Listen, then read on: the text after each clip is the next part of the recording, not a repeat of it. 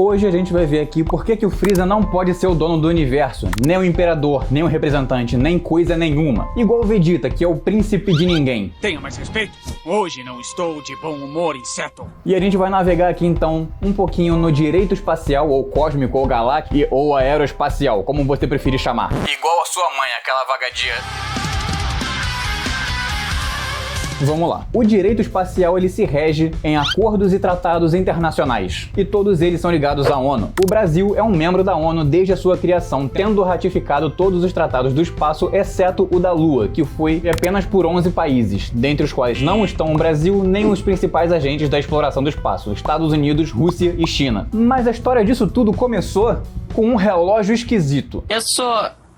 isso? A gente tem um Tratado de Varsóvia de 1929, que basicamente dava as regras ao transporte aéreo internacional. Não foi totalmente colocado em prática porque a aviação na época ainda era nascente e bem ruinzinha. Depois disso a gente vai ter então a Convenção de Chicago de 1944, inclusive promulgada no Brasil 2 anos depois, que visava basicamente a segurança dos passageiros dentro das aeronaves, principalmente. E eles apresentaram dois conceitos muito interessantes chamados Safety e Security. O Safety diz respeito à segurança da aeronave em voo e das pessoas que as ocupam, enquanto a Security, o fortalecimento da legislação relacionada à aviação civil. E logo depois a gente vai ter a Convenção de Montreal de 1999, que é basicamente um pack de atualização do Tratado de Varsóvia, de 10 mil anos atrás. E o Brasil praticamente não tem nenhum investimento aeroespacial. O Freeza não podia ser brasileiro em hipótese nenhuma, ele ia estar muito fodido aqui. Mas isso não quer dizer que o Brasil, apesar de tudo, não gere grandes cientistas. Mesmo com pouco investimento, gerou Sérgio Sacani, Pedro Lous, Felipe Raime, entre outros. Mas nos Estados Unidos isso só cresce praticamente desde sempre.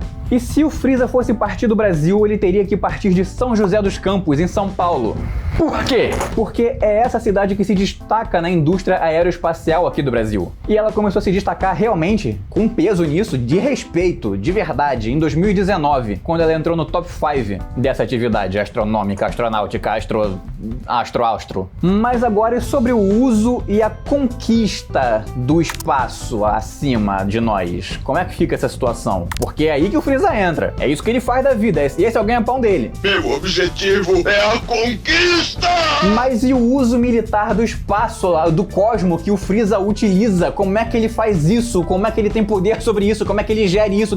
Como, meu Deus? Armar o espaço significa o seguinte: alocar armas especiais que causam danos permanentes, armas anti-satélite e diversos tipos de mísseis. E a militarização do espaço é outra coisa, que seria aumentar a eficácia dos dispositivos militares das forças convencionais a partir do espaço, em geral, de preferência, não agressiva. É tipo uma assistência técnica. E a armamentização do espaço seria necessariamente você colocar armas no espaço. É literalmente isso. É tipo, no espaço, para o espaço. Tá bom? Não é pra atirar do espaço e acertar aqui, não. E esse é basicamente o potencial principal que o Freeza iria utilizar para expandir o seu exército, e expandir o seu império, seus domínios. E como basicamente toda a treta que o Freeza se envolve ao longo da carreira dele era no cosmo, no espaço sideral, apesar de ele invadir bastante planetas, enfiar porrada e um monte de gente por lá, mas a maioria das conquistas era lá em cima.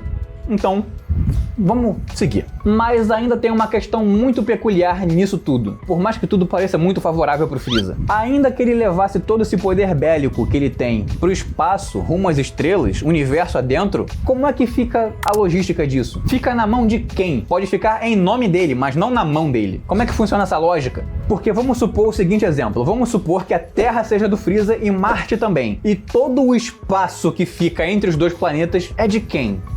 É dele? Isso sem contar que em alguns momentos a Terra e Marte estão em lugares opostos do Sol. Então o Sol também ia ser dele? E os outros planetas que estão entre esse caminho todo também seriam dele? Como é que fica isso? E se for um planeta ainda mais distante, como o Netuno, por exemplo? Tudo de Netuno até a Terra ia ser dele? Vamos... O espaço cósmico é considerado um patrimônio da humanidade. É um negócio meio que comunitário, é de todos, né? Show. Mas a partir de que ponto o espaço é cósmico? A partir de que ponto a gente está no espaço sideral, de fato? Uma das hipóteses é sobre a linha de Kármán, que está aproximadamente a 100 km da linha do mar, do nível do mar. Basicamente isso quer dizer que fora do planeta, fora de um planeta, o Freeza não manda em porra nenhuma. Ele manda no planeta. Mas em tudo que tá fora do planeta, é tipo... Você não manda em nada aqui, irmão, não tem que te obedecer. Mas e se alguma coisa acontecer no espaço? A culpa então é de quem? Se acontecer alguma coisa tipo um crime, quem resolve? A gente tem que considerar como uma extensão de um território, vamos colocar por exemplo, uma embarcação ou aeronave brasileira. Ela vai ser uma extensão do território brasileiro aonde quiser que ela esteja. Se tiver um navio brasileiro em águas norueguesas, é território brasileiro, irmão. Ponto. Mas só dentro do navio. É dentro do navio, nada mais além do navio. E também tem a questão da extraterritorialidade penal, que é basicamente crimes cometidos fora do território brasileiro, só que sem aeronave, sem navio, sem essas porra. Que tem a situação da condicionada e da incondicionada. A incondicionada é a situação que não depende de qualquer implementação legal sobre esse tema, que seriam os crimes contra o presidente da república, a fé pública, a administração pública, o patrimônio público e tem também a hipótese do direito cosmopolito, que é basicamente o sujeito vai responder de acordo com a lei do país em que ele for encontrado. Eu acho isso ótimo, assim, é bem prático. Esse troço tinha que virar realidade mais rápido. Ou então você vai julgar com a lei brasileira o brasileiro que fez merda lá fora. E as outras condições, além dessas, o agente entrar no território nacional, o brasileiro, a outra seria o crime que ele cometeu ser punível tanto no Brasil quanto no país em que ele cometeu, além de ser passível de extradição. Então o Império Freeza seria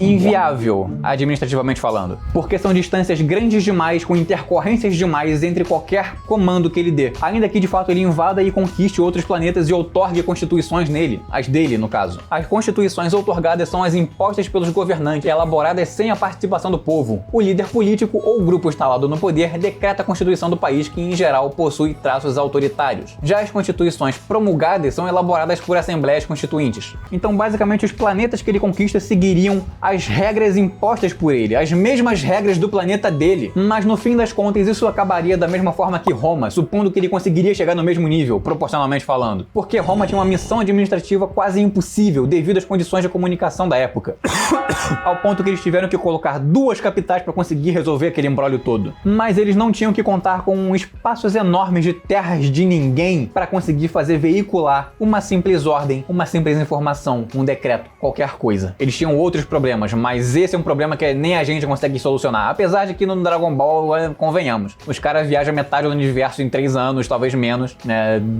A gente viu na saga Z os caras vindo de outra galáxia e chegando na Terra em 1 ano, amigo. Assim, né? É um ponto que a gente não teria que se esquentar de qualquer forma, mas ainda assim demora. Então, ainda que ele tivesse vários planetas sobre sua outorga, ele não conseguiria governá-los de fato, ele não poderia. Seria basicamente um grande enfeite, uma grande árvore de Natal, um embuste.